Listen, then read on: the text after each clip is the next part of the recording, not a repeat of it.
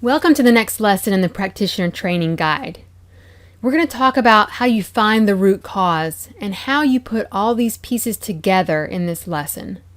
When clients come in, their main focus is on their symptoms, basically whatever's making them uncomfortable.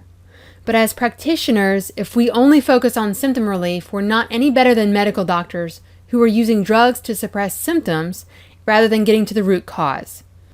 The symptoms are like the branches on a tree and can vary tremendously and seem totally unrelated to each other.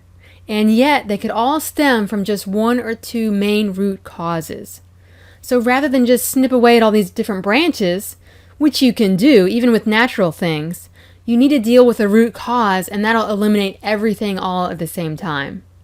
You'll know that you're just snipping away at the branches when they just keep popping back up again.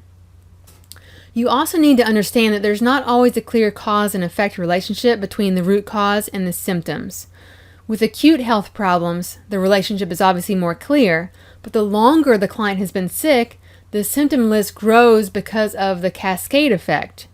What this means is that when the body breaks down and time passes without the root cause being addressed, more symptoms of the body are going to become affected and other symptoms are going to start to manifest due to secondary effects of the root cause. These symptoms are caused by the long-term deterioration of the body. This is another reason why you can't rely on symptoms alone when working with a client. Now, symptoms are really important only to be able to see which organ system is being affected and to be able to explain to the client how the symptoms are being caused by the systems of the body that are breaking down. Some symptoms can give you an indication of the problem, but you can also easily get lost in the minutia of all these different symptoms and not have a clear plan to get the client well. In just a moment, I'm going to share with you some case studies that illustrate how the root cause can cause a number of unrelated symptoms. But first, it's important to learn how to be a health detective and find the root cause. While causes can number into the thousands, they really only fall into a few main categories, and it's your job to figure out which ones they are by using your detective skills and electrodermal screening. So the client lists their symptoms on the intake form, and off to the right, I always want to know when those symptoms started. And that's really important because sometimes you'll see that some of these symptoms they may have had for a long time, others are more recent, and then some clients you'll see all their symptoms kind of all really started at one particular time, maybe a couple years ago or whatever. And this is one of the most important things I like to ask a client. It's like, when did the problem first start? And as you're learning how to be a health detective, when you find the answers to these questions, this will give you more information that can lead you to the root cause of a health problem. Many times illness happens after some sort of stressful event, a severe infection, a trauma, moving into a new house, a different chemical exposure at work, and many people will actually recall something that was stressful in their life about the same time that they started having their symptoms. And so it's really important for you to gather this information. Number one, when the problem first started, and number two, what else was going on in their life around that time period. Maybe they remember hiking the Appalachian Trail the summer before that their symptoms started, and you find out that maybe they got bitten by a tick and have Lyme disease. Or maybe they had a flood in their basement last spring, and all of a sudden, a couple months after that, they had sinus infections and brain fog that really got bad after that, and maybe they actually have mold in their home that they didn't realize. Or maybe after they had a baby that weakened their body, they got diagnosed with an autoimmune or thyroid condition. And now they can't seem to lose that baby weight, and you find that it actually was due to toxins in their body, and the stress of the childbirth just triggered the thyroid symptoms to flare up. But you know that they need to detox. So what are the main root causes that we are looking for? I feel like they can be divided into just a few categories, and that is emotional stress, which can be due to anything from divorce to overwork with their job, a death in the family, a stressful relationship in their marriage. Any number of things can cause that. Infections, bacteria, viral, candida, fungal, parasitical, dental, Lyme disease. Another category is toxins, and this covers all the different environmental chemicals, paint fumes, solvents, anything like that. Dietary, these are foods that we shouldn't be eating: sugar, caffeine, alcohol, gluten, food sensitivities and allergies. And then another category is things like cancer, which is usually not really a root cause, but obviously it can be the result of a bad diet and toxic exposure. But for some people, they don't get to us right away. It is their issue. Also, injuries of any type. So these are basically the main issues that we're looking for in a client. So basically, if I could graph it out, the root cause is what causes the body systems to break down. And they're going to cause the body systems to break down in three main areas to begin with. And then what happens is those areas will manifest symptoms, and as the issues go on over time, the symptom list can grow and get bigger. So it begins with the root cause. The root cause affects these body systems, which causes the symptoms. So here's what this could look like in a client. You could have this kind of jumble of symptoms that seems totally unrelated, and it can be difficult if you just look at it on the surface to uncover what started all this in the first place. I mean, where do you even start, right? How do you walk a client through a healing program without getting overwhelmed by all these different symptoms, all these different things that shows up on electrodermal screening? And so it can be really tricky to learn how to navigate this in such a way that creates a healing protocol for a client and enables them to get well without having a lot of healing crisis stuff showing up, a lot of bumps in the road basically as they get well. So the main systems that are affected by the root cause that I see in many clients, it starts with the GI tract. The digestive system affects so many other systems, and if that's not working well, then it can cause so many different breakdowns in other areas. So that includes digestion as well as elimination, the whole system. And then we have the endocrine system. The adrenals are very much impacted. And then the detoxification system, which involves the liver, kidneys, that type of thing. So basically what I've come up with is a process that I work a client through in order to get well. And this diagram illustrates this beautifully. Basically, you take each client that comes to you through this process. It enables everything to go smoothly. It enables you to address most everything that's going on in someone. And obviously, you customize this to each person. So basically, you start with digestion and elimination. You need to make sure, number one, they're absorbing the nutrition that you give them. Because if they're not able to absorb things, then you're basically not going to get them well. So that's first and foremost. You need to make sure they're not deficient in any nutrients. And then you need to make sure that they're eliminating the waste from their body efficiently and effectively, or else they're going to get toxic from the inside. They're not going to get the toxins out that you're trying to detox them fast enough, and they're just going to make themselves sicker. So that's step number one. And then step number two is liver and kidney support. These are the main filters of the body. And if they're not working well, nothing else works well. So you have to support these areas of the body first before you start to detoxify. So this is something I work on: digestion and elimination and liver and kidney support on the first visit. And then I'll also support the adrenals and the hormones in the first visit as well, because people that are under stress, their adrenals are firing, high cortisol levels, then they feel cruddy, and it's very hard for them to manage their emotions and hormones. So giving some support around these things is really going to help the client feel better. I mean, we obviously want to get the client well, but we also want to make them feel better so they actually come back. If you start on detox too quickly while they're not eliminating well from their colon, or their liver's not supported so that they're not processing toxins effectively, you're going to make them feel worse. And what does that do?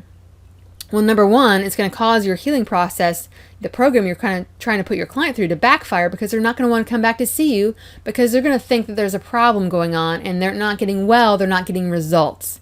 So that's a big problem. And I don't like doing that to clients, because that's not the way it has to be.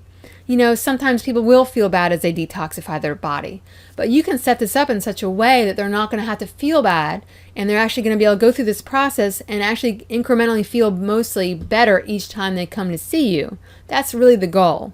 And you can kind of prep them for the times that you're going to throw them into some sort of detox that they can expect to feel some times where they might feel a little bit cruddy for a bit.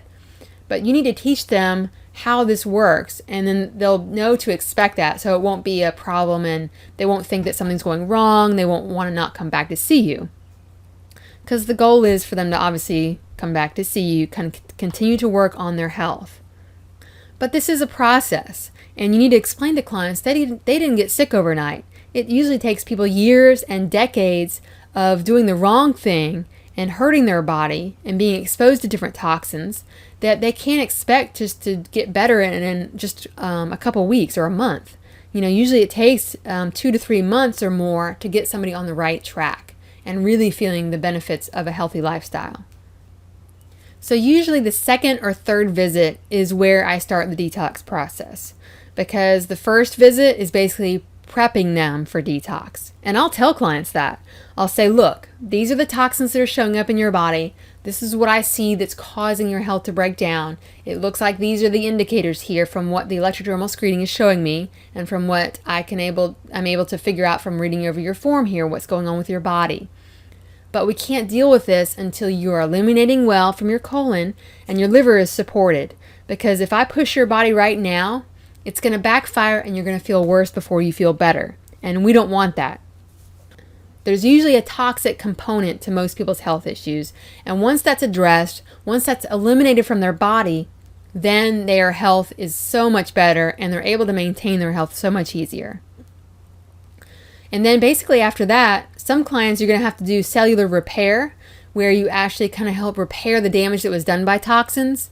That's usually for clients that are really compromised, like in level 4 level of health, and that's not something we do with your average client. Usually we're able to move directly from detoxification into the maintenance protocol. Now, most clients are going to stay in the detox phase for anywhere from 2 to 3 months up to 8 or 9 months. And some clients that were really toxic might even stay there for a year or more. So it kind of depends on what their level of health is at the time, how strong their body is, and obviously how much they've been exposed to. And it also depends on how they're detoxifying their body. If they're only able to use a sauna once a month, then they're not going to be detoxifying their body very fast. So that it's going to take them much longer to get well. But if they're able to come in and use a sauna much more regularly, like 2 to 3 times a week, then they're going to gain more benefit quicker, so their body's going to get well faster. And if they take oral supplements to detoxify their body, then that usually is something they can take on an everyday basis, so they're going to get well pretty quickly from that as well. So basically the 5th step in the healing template is maintenance. This is the goal that you want every client to get to. This is kind of like the finish line. Obviously things still will come up in someone's health, but basically this is where the client has worked through their main issues. They're able now to get to a protocol that's kind of basic again. They're not taking a ton of stuff. They're maybe taking a multivitamin, some basic things, probiotics, digestive enzymes, only taking a few supplements. Maybe they take an extra thing or two to help support weak areas of their body, like their liver or adrenals or hormones. But basically, this is where their body's kind of gone through these steps to where they've regained their health. They don't have any more health issues that are showing up, and they're able to kind of maintain where they are, stay on a basic supplement program, and just come back to see you when they have an issue come up, or if they come 2 or 3 times a year as prevention or as seasons change. That's a really good idea to kind of teach your clients that they need to come back in just to kind of prevent things from showing up, to keep their body on the right track and make sure there's nothing coming, make sure there's no deficiencies, make sure that their body is supported in the best way possible. So let's take a case study, for instance, and talk about how I would apply the healing template to this actual client's case. So I saw a teenage girl that had symptoms of asthma, heartburn, insomnia, and all kinds of other stuff going on that was way too much for a little kid like this. She was about 16 years old, and basically she came in with her parents, who had already spent thousands of dollars with doctors trying to get to the root of the issue and get help for their daughter, who was suffering from all these different breathing problems. I mean, she had nausea, heartburn, insomnia, all kinds of really crazy symptoms.